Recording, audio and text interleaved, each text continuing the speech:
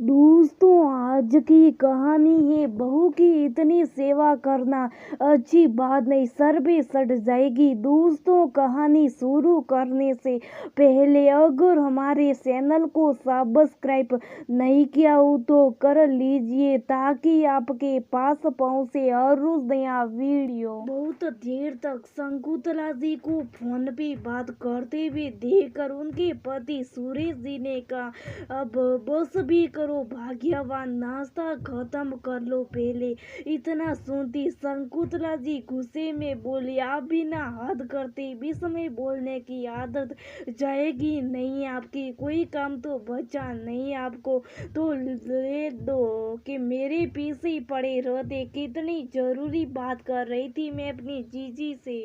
रख दिया फोन। बेचारी ने आपकी आवाज सुन के, हम हाँ जानता हूँ क्या जरूरी बात थी। वो अपनी बहू की शिकायत करे और तुम अपनी बहू से दिन भर काम कराओ। फोन रख के जरा घर के कामों में भी बहू के हाथ बढ़ा दोगी तो तुम्हारी सेहत भी ठीक रहेगी और हड्डियों भी ताकत बनी रहेगी और बहू की कुछ मदद भी हो जाएगी। वरना बेटी बेटी जंग लग जाएंगी और बीमारियां भी पकड़ लेंगी। हाँ हाँ, ये क्यों नहीं कहते कि तुमको मेरा आराम देखा नहीं जाता ना। अपनी जवानी में मैंने भी बहुत काम किए, तब तो तुम्हारी जुबान नहीं खुलती थी। अच्छा, जो मन में आओ वो करो, मैं चलता हूँ। शकुंतला जी मुंह फुला के बैठ गई अनशन पे। दोष आया उनकी बहू मधु पे, जिसको शादी करके आए सिर्फ 6 महीने हुए थे, लेकिन घर की सारी जिम्मेदारी सारा काम मधु के जिम्मे था। शकुंतला जी तो सिर्फ आराम करती और फोन पर बात, लेकिन बीच बीच में मधु को ये बताना कभी नहीं भूलती थी कि उन्होंने कितने काम किए जब वो बहू थी। अब तो उनके किए काम का आधा काम भी नहीं घर में। मधु ने बहुत कोशिश की उनको मनाने की, लेकिन वो नहीं मानी। रात को जब उनका बेटा मनोज घर आया तो उसे पता चला कि माँ नाराज है और खाना नहीं खाया है। मधु और मनोज दोनों उनके कमरे में खाना लेके गए तो मनोज ने अपनी माँ शकुंतला जी से खाना खाने के लिया तो वो बेटे को देखते रोने लगी और सारी बातें बढ़ा चढ़ा कर बताने लगी। अंत में कहा, तू ही बोल बेटा, क्या मधु को मैं सताती हूँ? जब देख तेरे बाबूजी मुझे मधु के पीछे सुनाते रोते। मधु को कोई परेशानी हो तो मुझे कहे, ससुर जी कहने की क्या जरूरत। ये सब कुछ मधु देख के तंग आ चुकी थी। उसे समझ नहीं आता था कि आखिर शकुंतला जी शादी क्या थी। आखिर उसने बोलने का फैसला लिया और कहा, लेकिन माँ जी ये सब कुछ तो हुआ ही नहीं था और मैंने तो कुछ कहा ही नहीं बाबूजी से। अच्छा देख बेटा, तेरे सामने ये मुझे झूठा साबित कर रही है। मधु, माँ से माफी मांगो। मनोज ने कहा, लेकिन मनोज कैसी माफी और किस बात की माफी जब मैंने कुछ किया ही नहीं। मैं माफी नहीं मांगूंगी। मधु, जितना कहा जाए उतना ही सुना कर। क्यों भाई, सही तो कह रही है, जब उसने कुछ किया ही नहीं तो वो माफी क्यों मांगे। सूरज जी ने पीछे से कहा, बाबूजी आप। हाँ बेटा मैं बहू, तुम अपने कमरे में जाओ। बाबूजी आप भी ना, आपको क्या जरूरत थी मधु के पीछे कुछ कहने की। इनकी वजह से बेटा मधु भी मेरी इज्जत नहीं करती। शकुंतला जी ने कहा, क्यों बिना बात के बात बढ़ा रही हो। इज्जत डर और झूठ से नहीं, प्यार से कमाया जाता है। बाबूजी अब बस भी कीजिए। माँ मैं आपसे माफी मांगता मधु की तरफ से। चलिए खाना खा लीजिए वरना मैं भी नहीं खाऊंगे। ऐसा मत कही बेटा, चल तेरे लिए मैं खाना खा लेती हूँ। रात को सुरेश जी ने अपने बेटे को बुलाया और कहा, बाहर आ, मुझे कुछ बात करनी है।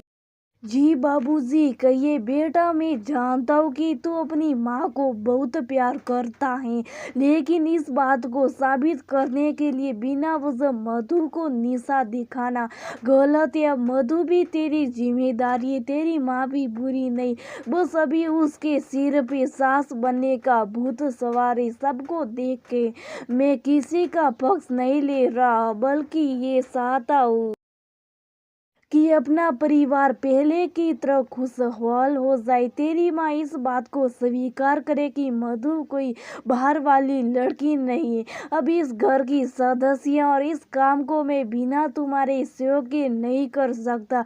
आखिर वो भी किसी की बेटी और हमारी बहू भी। ठीक है बाबूजी, क्या करना हो। अगले दिन मधु की तबीयत ठीक नहीं थी। वो देर से सो के उठी तो शकुंतला जी ने हंगामा मचाना शुरू कर दिया। उन्होंने मधु को कहा, इतनी देर तक कौन सोता है, 9 बज गए और अभी तक चाय भी नहीं मिली। तब तक मनोज ने कहा, क्या हुआ माँ, अच्छा हुआ बेटा तू आ गया, अपनी आंखों से देख, अभी तक सो रही थी और मुझे घूर रही है, चाय भी नहीं मिली अभी तक।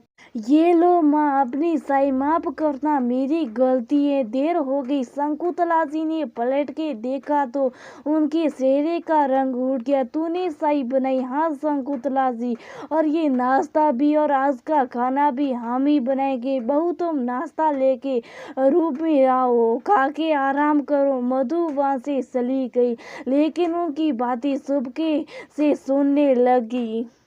शकुंतला जी ने गुस्से में कहा, बहू की इतनी सेवा करना अच्छी बात नहीं, सर पे सट गई तो उतारना मुश्किल होगा। बहू है तुम्हारी, बेटी नहीं, समझे क्यों। शकुंतला जी बहू बेटी हो सकती है, मनोज ने और मैंने क्या आप पहली बार काम किया, इससे पहले भी बहुत बार आपकी तबीयत ठीक नहीं रहने पर हमने ये सब किए हैं ना, तो आज क्या बदल गया। फिर मनोज ने कहा, माँ आप और दादी कितने प्यार से रहती थी, तो आप और मधु क्यों नहीं रहते। बेटा तू नहीं जानता, आजकल की लड़कियों को अपनी मौसी की हालत देखिए ना, क्या बना दिया उनकी बहू ने। फिर सुरेश जी ने कहा, तुम कैसी और किसको देखकर क्यों बिगड़ रही हो, हर कोई एक जैसा नहीं होता और अच्छे बुरे लोग तो हर समय में और हर रूप रिश्ते में हो सकते हैं। मनोज ने कहा, मधु ऐसी नहीं है, मुझे पूरा विश्वास है, वो आपका वैसा ही ख्याल रखेगी जैसे आप दादी का रखती थी। बस आप भी दादी जैसी सास बन जाओ।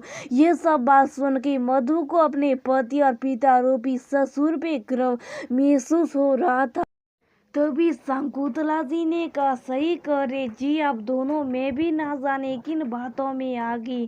अब मधु को क्या बोलूं, समझ नहीं आ रहा, क्या सोचती होगी मेरे बारे में। कुछ नहीं, बस एक बार गले से लगा लीजिए, मधु ने कहा। शकुंतला जी ने मधु को गले से लगा लिया और कहा, मुझे माफ कर दी बेटा, किससे बातें कर रही हैं माँ, बड़ी सिर्फ आशीर्वाद देते, माफी नहीं मांगते। तभी सूरज जी ने कहा, अब अगर सास बहू मिलाप हो गया हो तो हम कुछ खा ले और सब